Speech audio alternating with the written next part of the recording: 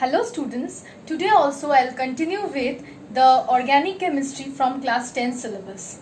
Today I'll start with alkynes.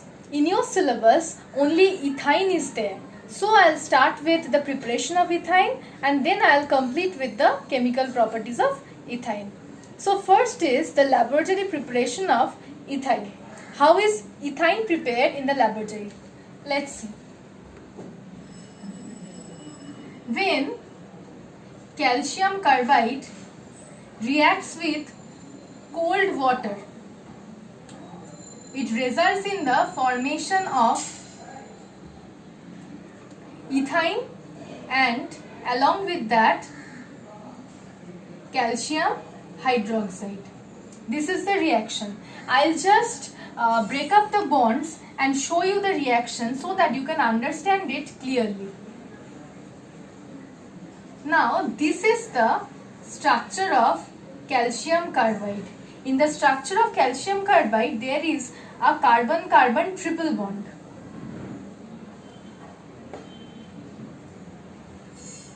I have written the water molecule in this way. Hydrogen and OH, H and OH. There are two water molecules. When the reaction will occur, when the reaction will occur, we will directly get these two products. But I'm just showing you this breakup in order to make you understand well so that it is easier for your study. What happens is that the bond of these two carbons with the calcium breaks and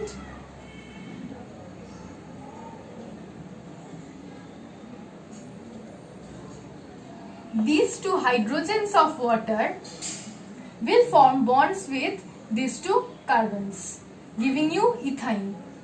And what is left? This calcium is left and these two OH are left. So calcium will combine with the OH minus to give you calcium hydroxide. There are certain impurities which are formed, arsine, phosphine, these are the impurities formed. They are being removed by, some are being removed by water and the product is later being distilled. Impurities portion is not important for the laboratory preparation of ethyne, that is not there in your syllabus. Okay, this is how ethyne is prepared in the laboratory. Okay, next I will come to some general methods.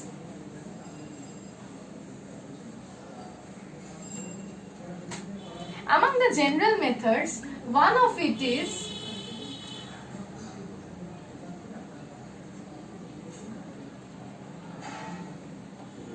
(1,2-dibromoethane). This is 1,2-dibromoethane. I will write this like this so that it is easier for you to understand.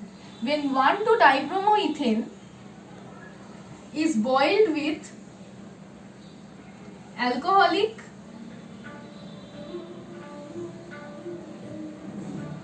KOH, then also we will get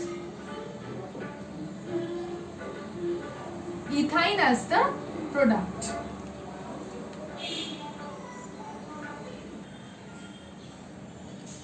Ethyne is obtained, but I'll just show you the balanced reaction if needed. 1,2-dibromoethane will react with alcoholic KOH. It is boiled with alcoholic KOH to give ethyne, along with that KBr and water. This is the balanced reaction. Basically 1,2-dibromoethane will be boiled with alcoholic KOH to give you ethyne. These are the side products.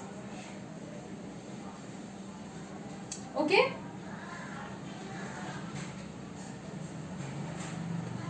byproducts KBr and water. Okay, next I'll come to the other general method.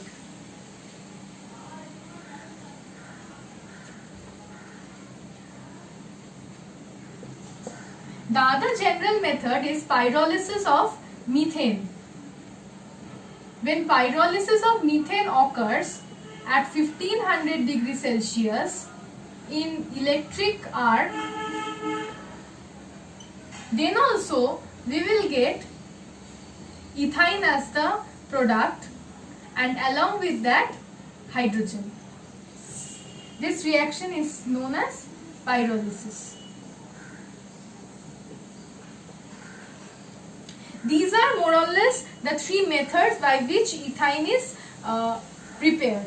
First is the laboratory preparation from calcium carbide, and next two are two other general methods.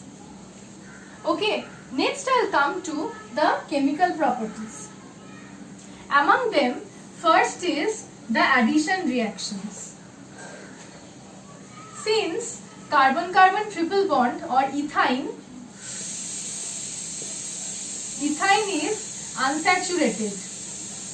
Since ethane is unsaturated, so it will undergo addition reactions. Among the addition reactions, first is catalytic hydrogenation.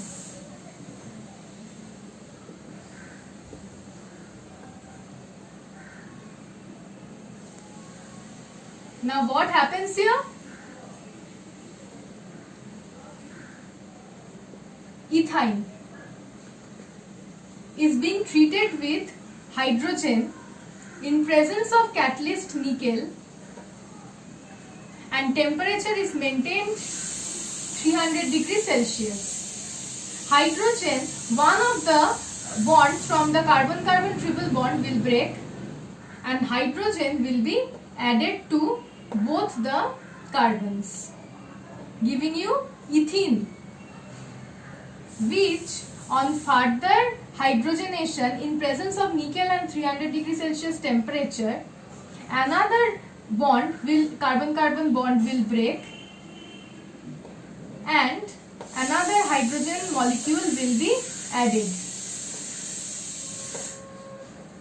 That will give you ethane as the product. From ethane to ethene and finally ethane. Okay, this is catalytic hydrogenation. The next addition reaction is halogenation.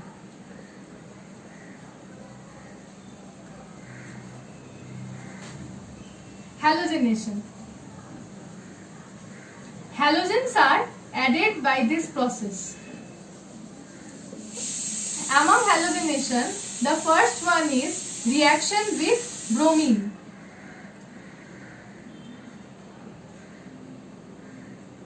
Ethyne is kept in the solvent CCl4, carbon tetrachloride. Carbon tetrachloride is an inert solvent. A solution of ethyne in carbon tetrachloride is kept and chlorine gas is passed. One of the carbon-carbon bonds will break and chlorine will be added. Okay. Now again on this molecule chlorine will be further added to give, this is the dichloro product and this is the final tetrachloro product. The name of this product will be 1122 tetrachloroethane. Okay. Instead of chlorine, if I add bromine,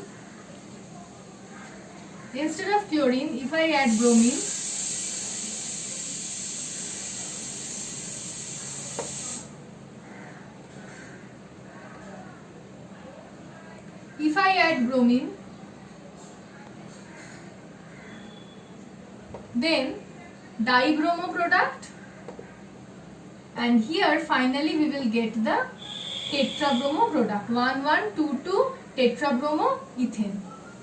Now this is a test for unsaturation. This test takes place for ethene also and for ethyne also, but not for ethane. What happens in this test is that the reddish brown color of bromine or the brown color of bromine is discharged as soon as bromine is passed over ethyne. This is a test for unsaturation.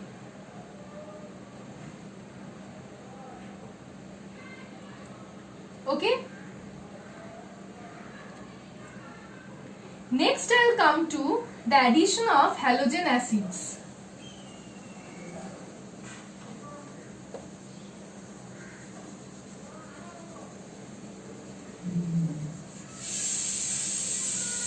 The addition of halogen acids.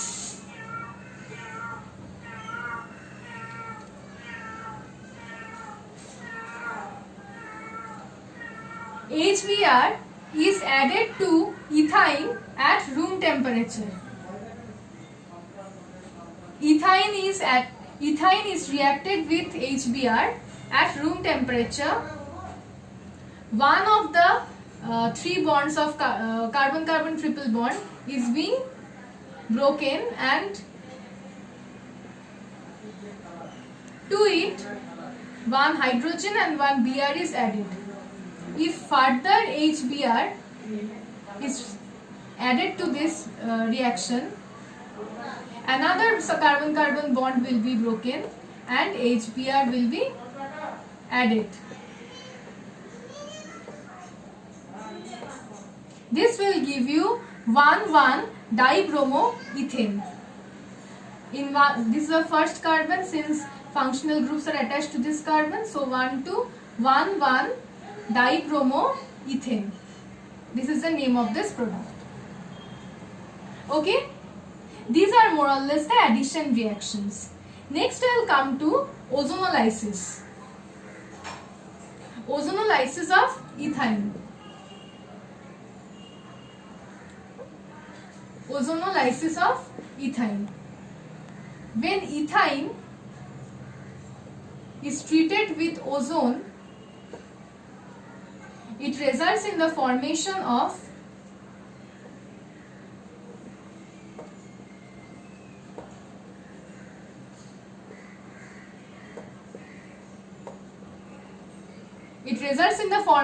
acetylene ozonide. Acetylene ozonide. Okay, ethyne is also known as acetylene. Another name of ethyne is acetylene. This molecule is known as ozonide, acetylene ozonide. Okay. The next reaction is with dilute alkaline KMnO4. When ethyne reacts with dilute alkaline KMnO4, this reagent is known as Bayer's reagent.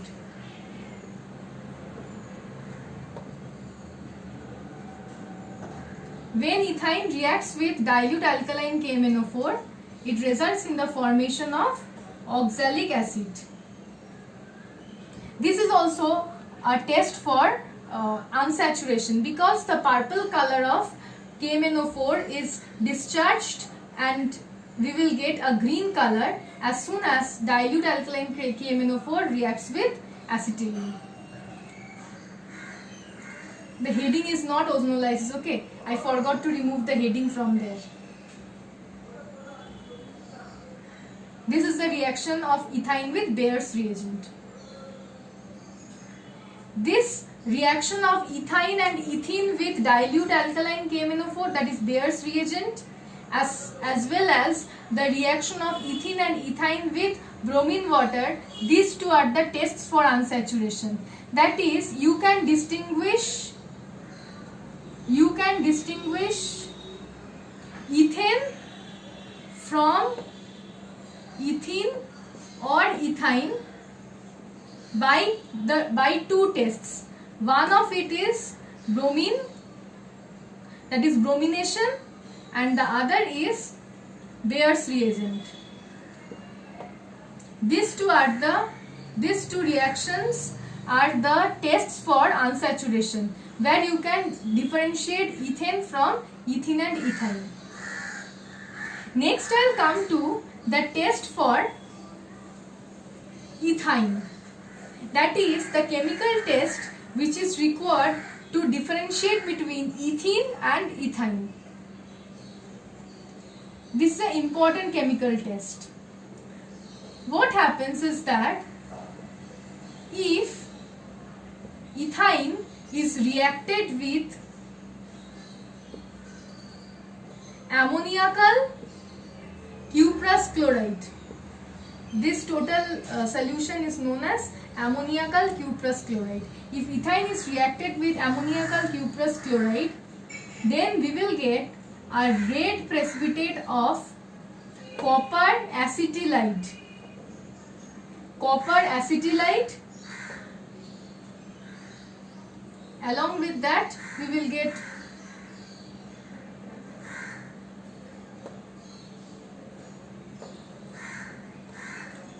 okay.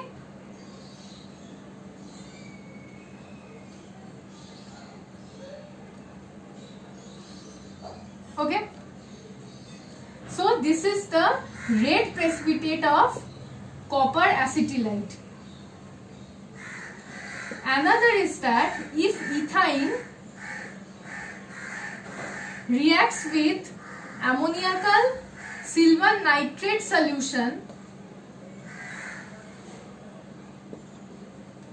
then also we will get silver acetylide. And silver acetylide is a white precipitate. Along with that, we will get ammonium nitrate, which is present in the solution only itself. Okay. These two are the chemical tests to distinguish ethyne from ethene. Okay, these are important tests. This is more or less about the chemical tests of ethyne. Okay, I'll complete this organic chemistry chapter by two other videos. Okay, thank you.